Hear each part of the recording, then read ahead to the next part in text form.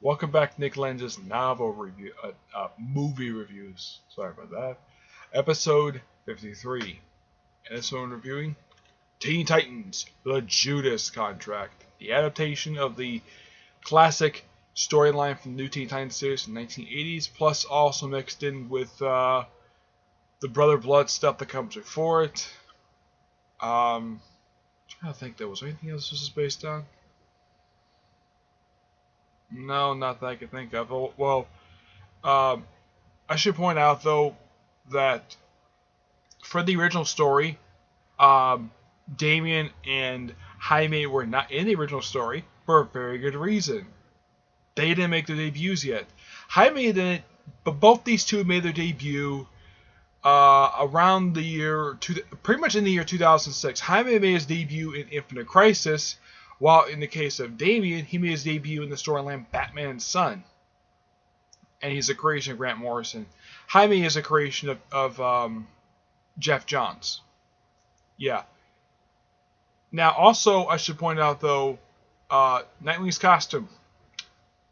Yeah, it was not this costume at all. He wasn't even wearing the color red in the original story. This costume was blue. And it was the disco attire because it was the 1980s, and I guess we had to feel nostalgia for the 70s for some strange reason. I don't know why. Also, Dick made his debut as Nightwing in that very story because prior to that, Dick Grayson had retired as Robin just prior to the story starting up. And of course, Raven, Terra, Beast Boy, and Starfire were definitely in that story, and Dick and Starfire were definitely a couple in that story, and of course Deathstroke was in the story. There are many different nods to the original story, like the fight between Dick Grayson and Deathstroke when Dick Grayson's out of costume, when they brawl in his apartment, and then of course they even to the what looks like Coney Island docks, implying that Deathstroke implies that he might have actually killed him. Yeah. But before I continue, I should talk about the flashback that happens right at the start of the movie, where it features the previous incarnation of Teen Titans, which is pretty much the 60s 70s lineup, which is consisted of Robin, Speedy, Aqualad, Beast Boy, and Bumblebee. No Wally, for some reason.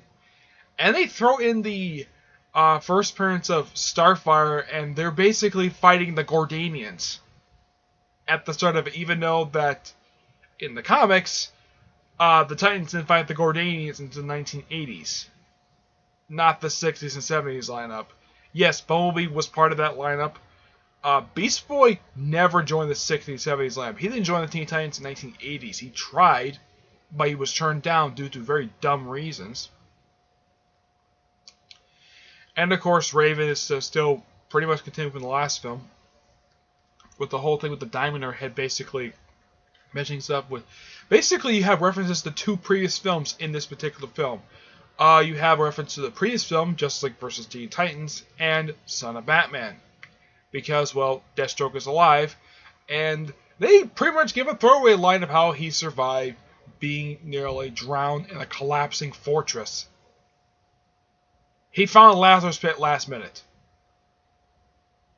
He doesn't deny it. It just suggested, and like, okay, fine. Perfectly fine. I should point out, though, that the guy who voices Deathstroke is not Ron Perlman, as some people tend to think it might be, because, well, Ron Perlman voiced him on the animated series.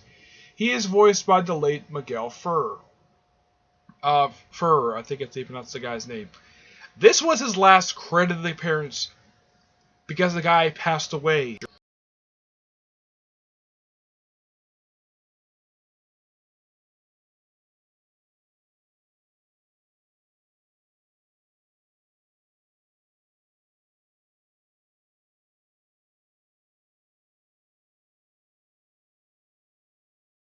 Because the actor passed away, they actually revealed that he had been stabbed off-screen to death. They didn't want to show it because the actor passed away, so okay. So they wrote his character out because he passed away. Fine. Not the first time I've seen this happen when the character leaves, when an actor passes away and they had to do something to his character. A lot of the time they either write him off by having him leave, or he leaves town off screen, or he dies off screen. They also did this with Monk when his original psychiatrist passed away. They had him sort of die off screen, or the actor's like commitment and stuff like that. Yeah, it's nothing new, but I gotta praise him for basically putting on a pretty good performance for his last performance before he passed away. He did a great job as Deathstroke, though. I do kind of agree with Charlie from Extreme Awesome. How he's written is a bit off than how he was written originally in the comic book. I mean, yeah, he works for Hive like he does in the original comic book, except Hive is run by Brother Blood. And I gotta point this out though, Brother Blood is a lot more better handled in here than he was in the animated TV series, because he was just an old man with cybernetic implants. And here, he actually bathes in blood, and he has the Church of Blood, which you gotta praise the film for doing that. Basically sticking pretty close to the original origin, the original comic book counterpart. Heck, even his attire is very similar to that of his original comic book counterpart. The only slight difference is the fact that there was only just one Brother Blood, not multiple like there was mentioned in the comic book. Apparently in the comic book they went through 8 different Brother Bloods, and they all had the first name Sebastian. And they also had the sons of the strange inherited trait of basically when they get older, they have to kill their father and become a new Brother Blood. And this process continued for about 300 or 400 years. While in here, Brother Blood's immortal. And also, I gotta point out though, another visual nod from the comic book is that when the Titans are strapped to this machine, which is actually from the original Judas contract story, but the thing is, Deathstroke is hired to get the Titans by Brother Blood, and apparently he's paying him like what looks like about $100 million. Wow, that's a big payday even for Deathstroke. Yeah, so basically he also portrays Terra in here, kind of like he does in the comic book, though it's implied, not outright. And yes, I should, in case any of you ask, is there implied innuendo between Deathstroke and Terra? Yes, there is implied. Yes, it is there. Though in the comic, it's implied that Terra and Deathstroke slept together. Despite the fact Deathstroke looks like a guy probably in his 40s and 50s, Terra is in her mid-teens. No, seriously. Yeah, that's the way she is. Also, I gotta praise the movie for this. They actually gave her her comic book costume. Yes, finally. Unlike in the TV show, she didn't have this costume. She had a completely different attire. And here, you have the correct costume and the domino mask. Brilliant. Though Starfire is, from what I can tell, not wearing the comic book costume. Apparently, some people don't like her wearing the original Mark Wolfman design. I don't know, but this costume is fine. I don't have a problem with it. It's kind of similar to what she's wearing currently in the comics, so why not? As for Dick, well, even though he's supposed to be wearing blue now, I guess because it's New 52 style universe, they have to keep having him in red, even though he's currently blue. Jaime is not much in for him. Raven is still pretty much the same as she was in the original comic book. The one disappointing factor of this book thing, and I do agree, this is another thing I do agree with him on this, Charlie from Extreme Awesome, is that there is no on-screen battle between Raven and Terra when Terra portrays the team. Yeah, this happens off-screen. What? Why would you cut that from the film? One of the most important fight scenes from the comic book, and you cut it from the film? I don't get why. It's just so bizarre, to say the least. In case somebody asks, who voices Terra? Christina Ricci. Wednesday Addams voices Terra. Okay, fine. I got no problem with that. Though sometimes I wish they would bring some of the original actors from the TV show, from the animated series, to these movies, because, well, a lot of people love them, like Ron Perlman as Deathstroke and Tara Strong as Raven. Though I don't think they have Tara Strong as, they have different actors to portray her, which she does a pretty good job doing it.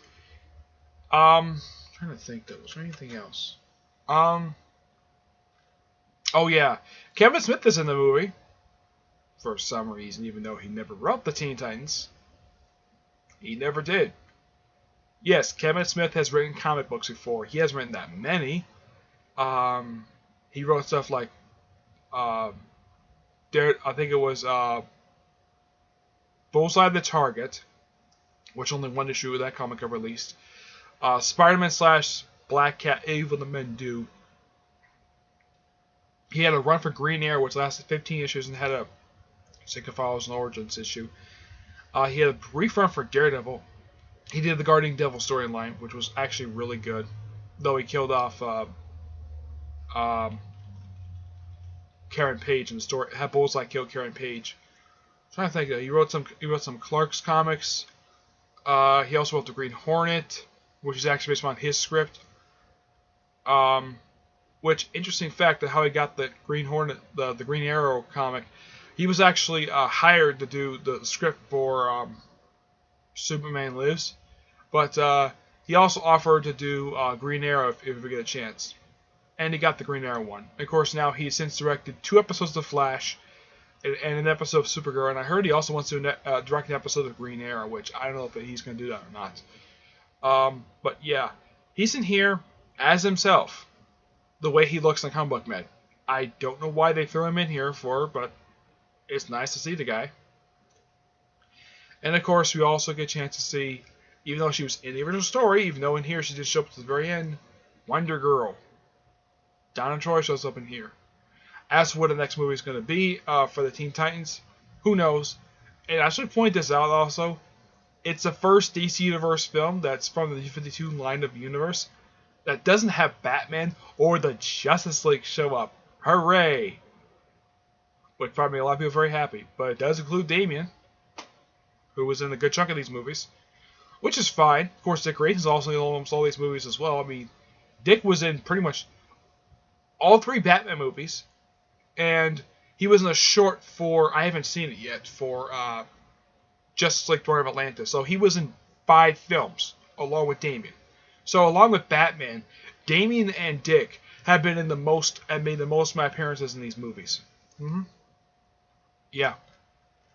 So, it's still good, even though they take mainly from the Jewish contract with a little bit of with the Brother Blood since they come before it. But yeah, it's actually a really good movie. It's, how should I put this? It's one of the more better movies from DC Universe animated from DC Universe from DC animated shared universe of films. It's one of the more better ones, even though it's actually well adapted. Don't get me wrong, it is well adapted, and I consider this movie actually pretty good. It's actually a little bit better than Justice League vs. Teen Titans. Not just because Justice League is not in the film, because the characters are well handled, and the fact that it kind of feels like that the creative team for this film basically want to respect the source material as best they can while throwing in some stuff from the shared universe, which is fine. Got no problem with that.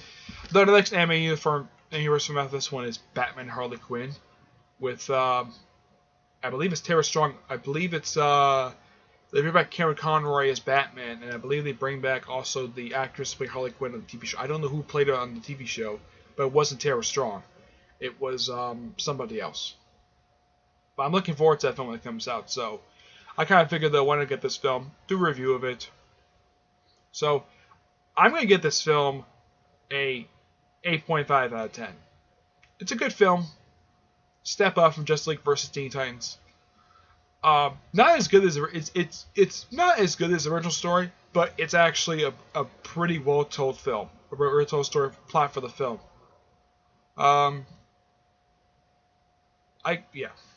That's it for this one. Alright, that's it for this episode. Stay tuned whenever I get a chance to do episode 54. I'll decide what I do for that one by that point. But the next video after this one, it's Comic Book Corner time. It's Comic Corner time. Yep, that's next one is Nick Lenz's Comic Corner Classics Last Night Class. The next immediate video after this one. Okay, but until then, I will see you there. Bye.